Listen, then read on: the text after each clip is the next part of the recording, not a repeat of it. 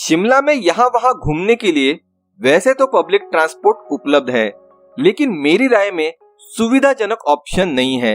इसके अलावा private taxi भी उपलब्ध है, लेकिन अगर आपका बजट आपको अनुमति देता है और अपने पूरे टूर के लिए गाड़ी किराए पर ली है, तब तो बल्ले बल्ले, कोई टेंशन ही नहीं। होटल में नाश्ता कर सुबह 9 बजे आज हम चलेंगे शिमला का प्रसिद्ध जाखू मंदिर, पवन पुत्र हनुमान जी का पवित्र स्थान। जाखू मंदिर जाने के लिए आप शिमला के केंद्र में मौजूद मॉल रोड से पैदल जा सकते हैं, जिसमें करीबन 1 घंटा लग सकता है, या कोई टैक्सी या कैब भी किराए पर ले सकते हैं, या आप सबसे बेस्ट रोपवे से भी जा सकते हैं, जो आपको केवल 6 से 7 मिनट में मंदिर तक ले जाता है। रोपवे के लिए एक तरफा टिकट शुल्क 300 रुपए प्रति व्यक्ति और 250 रुपए बच्चों के लिए है, और 2 तरफा टिकट शुल्क 550 प्रति व्यक्ति और 450 रुपए बच्चों के लिए है। एक रोप कार में 6 लोग बैठ सकते हैं। जाखू रोपवे से पूरे शिमला का शानदार नजारा देखा जा सकता है। रोपवे बिल्डिंग के 11वीं मंजिल से रोपवे के द्वारा आप ऊपर मंदिर जा सकते हैं। एक जरूरी बात, मंदिर में कोई कीमती सामान न ले जाए, यहाँ तक कि आपका चश्मा और गॉगल भी जेब में डाल दें, क्योंकि मंदिर परिसर में बहुत सारे बंदर हैं जो आपके हाथों से ये सामान छीन लेते हैं। जाखू मंदिर शिमला का एक प्राचीन मंदिर है, जो समुद्र तल से लगभग 8000 फीट की ऊंचाई पर जाखू नामक पहाड़ी पर स्थित है, जो शिमला की सबसे ऊंची चोटी है। मंदिर परिसर में कई पेंटिंग है जो रामायण के दौरान हनुमान की कहानी का प्रतिनिधित्व करती हैं। मंदिर में 2010 में स्थापित हनुमान जी की एक विशाल 108 फीट ऊंची मूर्ति है, जो दुनिया की सबसे ऊंची मूर्तियों में से एक है, और शहर के लगभग किसी भी हिस्से से भगवान हनुमान जी की ये विशाल प्रतिमा दिखाई देती है। ये मूर्ति अपने आप में एक विलक्षण आकर्षण है। मंदिर में आने वाले पर्यटकों को यहाँ से शिमला शहर का सुंदर परिदृश्य देखने का अवसर मिलता है। बच्चों के लिए यहाँ छोटा सा पार्क भी है। जाखू मंदिर से जुड़ी एक दिलचस्प पौराणिक कहानी है।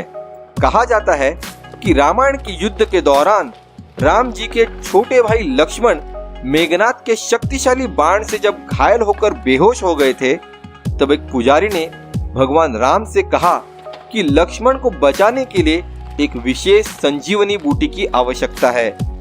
हिमालय से जड़ी बूटी प्राप्त करने का प्रभार पवन पुत्र हनुमान जी को दिया गया था। संजीवनी बूटी की खोज में हिमालय की ओर जाते समय हनुमान जी की नजर जाखू पर्वत पर तपस्या लीन याकू ऋषि पर पड़ी। जड़ी बूटी के बारे में अपने संदेह को दूर करने के लिए और कुछ देर विश्राम करने के लिए हनुमान जी इसी पहाड़ी पर उतर गए। कहते हैं उनके वेग से जाखू पर्वत, जो पहले काफी ऊंचा था, आधा पृथ्वी के गर्भ में समा गया। संजीवनी बूटी के बारे में पर्याप्त जानकारी लेने के बाद हनुमान जी ने ऋषि याकू से वापस लंका जाते समय मिलने का वादा किया। हालांकि वापस जाते समय उन्हें कालनेमी नाम के एक राक्षस से लड़ना पड़ा, जिसमें उनका बहुत सारा कीमती समय बर्बाद हो गया। समय पर लंका पहुंचने के लिए हनुमान जी ने ऋषि से न मिलने का विकल्प चुना और सबसे छोटा संभव मार्ग अपनाया। ऋषि याकू हनुमान जी के न लौटने पर व्याकुल हो गए। तब हनुमान जी ने ऋषि को दर्शन दिए और न आने का कारण बताया। उनके अंतर्धान होने के तुरंत बाद एक स्वयंभू मूर्ति प्रकट हुई। भगवान की यात्रा का सम्मान करने के लिए ऋषि याकू ने वहां एक मंदिर बनाया, जिसमें आज भी हनुमान जी की स्वयंभू मूर्ति विद्यमान है। जाखू पर्वत पर जिस स्थान पर हनुमान जी उतरे थे, वहां आज भी उनके चरण चिन्हों को मंदिर के पीछे एक कुटिया में संगमरमर से निर्मित करके सुरक्षित रखा गया है। ऐसा माना जाता है कि हनुमान जी का जो भक्त सच्चे मन से इस मंदिर में प्रार्थना करता है, हनुमान जी उनके सकल मनोरथ पूर्ण करते हैं और दुष्टों का संहार कर भक्तों की रक्षा करते हैं। जाखू मंदिर के दर्शन के बिना शिमला की यात्रा अधूरी है। मंदिर परिसर में मौजूद अन्नपूर्णा कक्ष में मंगलवार और रविवार को भंडारा लगता है। प्रसाद को जरूर ग्रहण करें। अगर किसी कारण आप प्रसाद ग्रहण न कर सके तो मंदिर के बगल में कैफे अंडर ट्री चल सकते हैं। कैफे अंडर ट्री शाकाहारी भोजन परोसता है। यहाँ आप भारतीय, चाइनीज और कॉन्टिनेंटल व्यंजनों का आस्वाद ले सकते हैं। चूंकि ये कैफे पहाड़ी के किनारे एक ऊंचाई पर स्थित है, यहाँ से भी सुंदर दृश्य प्रदान होता है।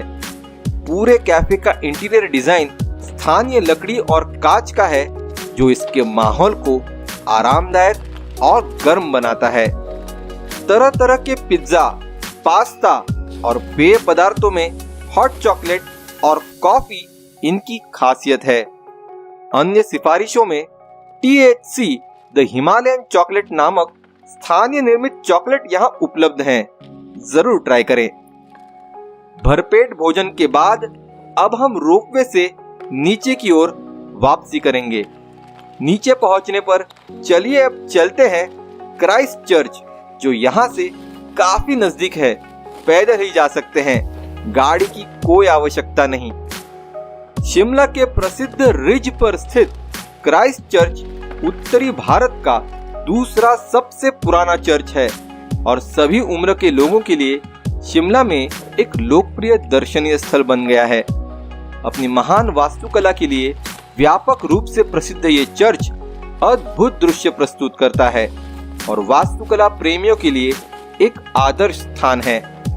इसके पूरे निर्माण के लिए कुल लागत उन दिनों में लगभग 40 से 50 हजार रुपए थी। अपनी गॉथिक शैली की वास्तुकला के साथ क्राइस्ट चर्च सुंदरता को अपने अनूठे तरीके से फिर से परिभाषित करता है। हालांकि इंटीरियर काफी सरल और सादा है, लेकिन इस धार्मिक स्थल की सबसे दिलचस्प विशेषता इसकी 5 खिड़कियां हैं, जो दुनिया भर से पर्यटकों को आकर्षित करती हैं। क्राइस्ट चर्च से अब हम पैदल ही आगे बढ़ते हैं मॉल रोड की ओर। क्राइस्ट चर्च से अगर हम दोपहर 12:45 बजे भी निकले तो 15 मिनट में दोपहर करीबन 1 बजे तक मॉल रोड पैदल पहुंच जाएंगे। मॉल रोड शिमला में शॉपिंग का प्रमुख केंद्र है। ब्रिटिश शासन के दौरान निर्मित मॉल रोड द रिज के नीचे एक स्तर पर स्थित है। मॉल रोड पर उन दिनों बने ब्रिटिश कालीन इमारतों में आज नगर निगम के कार्यालय, अग्निशमन सेवा और पुलिस मुख्यालय स्थित है। इस सड़क पर आपातकालीन वाहनों को छोड़कर और किसी भी वाहनों को अनुमति नहीं है। मॉल रोड में कई शोरूम, डिपार्टमेंटल स्टोर, दुकानें, रेस्टोरेंट और कैफे है। हिमाचल प्रदेश के हस्तशिल्प उत्पादों जैसे स्थानीय रूप से डिजाइन किए गए ऊनी कपड़े, ब्रांडेड कपड़े, मिट्टी के बर्तन, लकड़ी के उत्पादों और आभूषणों की पेशकश करने वाला एक हिमाचल एम्पोरियम भी यहाँ स्थित है। मॉल रोड से गुजरते हुए अब हम पहुँचते हैं गेटी हेरिटेज कल्चरल कॉम्प्लेक्स। कला में रुचि रखने वालों के लिए गेटी हेरिटेज कल्चरल कॉम्प्लेक्स एक बेहतरीन जगह है, क्योंकि ये शिमला में विभिन्न कार्यक्रमों की मेजबानी करता है। ये भारत में सबसे पुराने सांस्कृतिक परिसरों में से एक है। 122 साल पहले के अपने इतिहास में शिमला में गेटी हेरिटेज कल्चरल कॉम्प्लेक्स को एक प्रसिद्ध ब्रिटिश वास्तुकार हेनरी इरविन द्वारा 1887 में विक्टोरियन गॉथिक शैली में डिजाइन किया गया था। प्रारंभ में ये एक बॉलरूम, एक पुलिस कार्यालय, एक शस्त्रागार, एक थिएटर, एक बार और दीर्घाओं के साथ एक 5 मंजिला इमारत हुआ करती थी। हालांकि इसके निर्माण के 2 दशकों के बाद संरचनाएं बेहद असुरक्षित और अस्थिर पाई गई। इसी के चलते अधिकांश हिस्सों को बाद में अंग्रेजों ने ध्वस्त कर दिया, लेकिन गॉथिक शैली का गेटी थिएटर अछूता रहा। कुछ समय पश्चात नवीनीकरण ने कला गैलरी, रंगमंच, बहुउद्देश्य हॉल, संग्रहालय और प्रदर्शनी हॉल को मौजूदा परिसर में जोड़ा गया।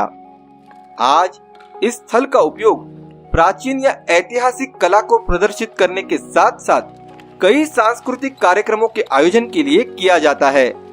शहर से कुछ ही दूरी पर स्थित ये थिएटर अपनी सांस्कृतिक प्रमुखता के कारण दुनिया के हर कोने से लोगों को आकर्षित करता है। गेटी हेरिटेज कल्चरल कॉम्प्लेक्स के बगल में ही देखेंगे तो एक और भव्य वास्तु हमारा ध्यान आकर्षित करती है। ये है टाउन हॉल।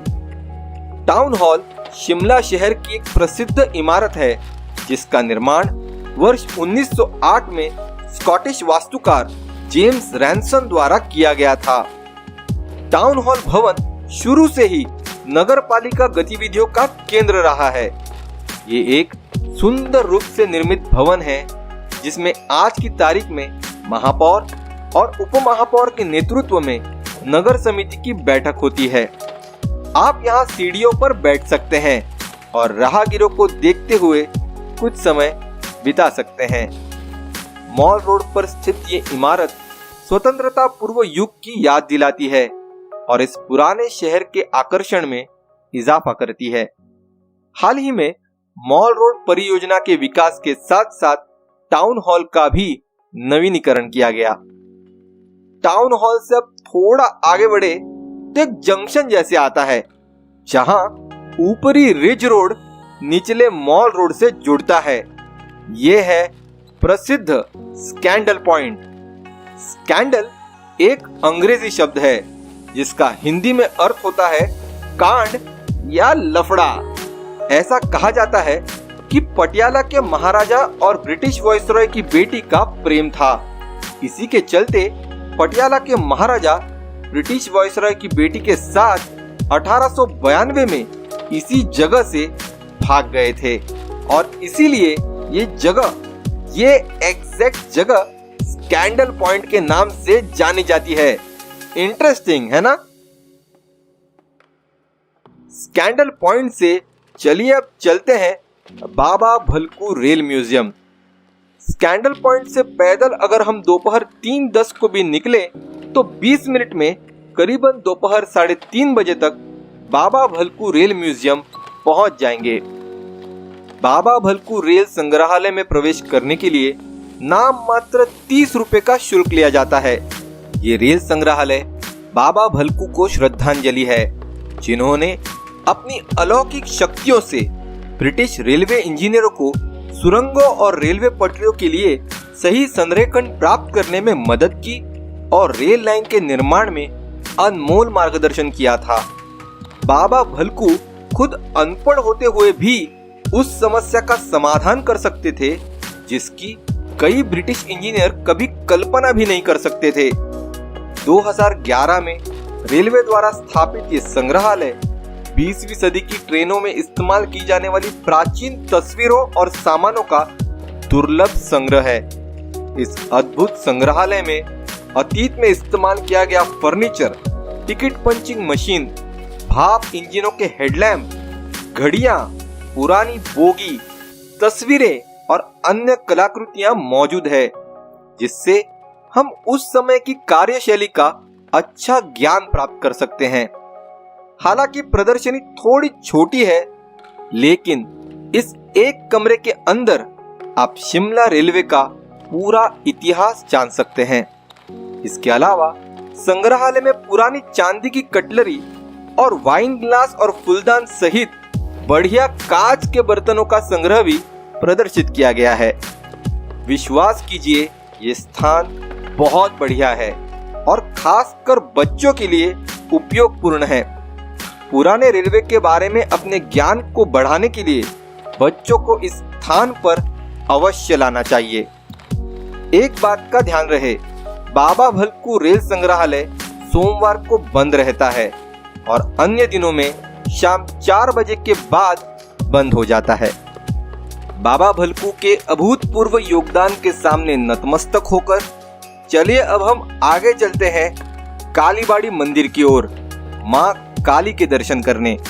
बाबा भलकू रेल म्यूजियम से अगर हम दोपहर 4 बजे भी निकलें तो आधे घंटे में करीबन दोपहर 4:30 बजे तक पैदल कालीबाड़ी मंदिर पहुंच जाएंगे। कालीबाड़ी मंदिर शिमला के बैंटनी हिल पर स्थित एक भव्य हिंदू मंदिर है। मंदिर देवी काली के भयानक अवतार को समर्पित है, जिन्हें श्यामला के नाम से जाना जाता है। इन्हीं श्यामला देवी के नाम पर शिमला शहर का नाम रखा गया। कालीबाड़ी मंदिर मूल रूप से 1845 में एक बंगाली ब्राह्मण रामचरण ब्रह्मचारी द्वारा जाकू हिल पर रोटनी कैसल के आसपास बनाया गया, इसलिए ये कोलकाता के दक्षिणेश्वर काली मंदिर जैसा दिखता है। बाद में अंग्रेजों ने मंदिर के स्थान को बैंटनी हिल में स्थानांतरित कर दिया।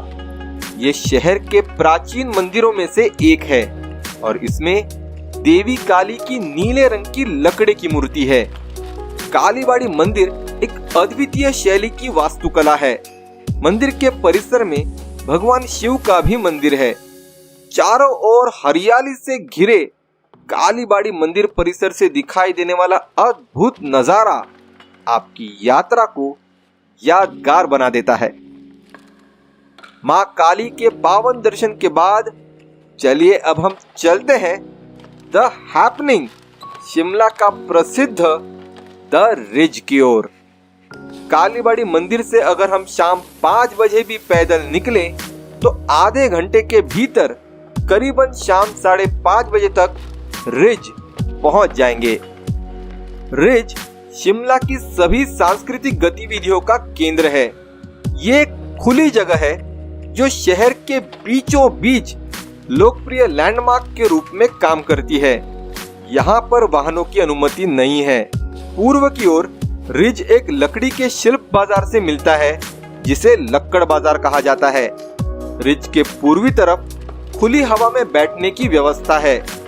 रिज पर शामें सुखद होती हैं। रिज के नीचे पानी की करीबन 10 लाख गैलन पानी की क्षमता की बड़ी बड़ी टंकियां रखी गई है, जिन्हें शिमला के लिए मुख्य जल आपूर्ति के रूप में इस्तेमाल किया जाता है। कहा जाता है कि जलाशय का निर्माण 1880 के दशक में बिना किसी सीमेंट का उपयोग किए हुए केवल चूने के मोर्टार का उपयोग करके किया गया था। द रिज यहाँ आयोजित होने वाले विभिन्न सरकारी कार्यों और मेलों के लिए खास प्रसिद्ध है।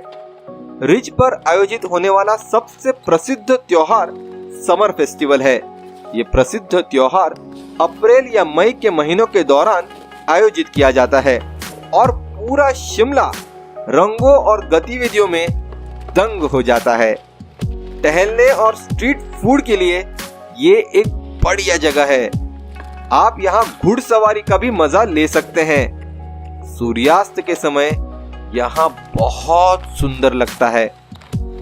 चलिए अब हम चलते हैं रिज परिसर में ही मौजूद हवा घर की ओर। हवा घर मूल रूप से कुछ शानदार दर्शनीय स्थलों के लिए, जैसे कि शिमला के मॉल रोड, एस्प्लेनेड और हिमालय के नज़ारे पेश करता है।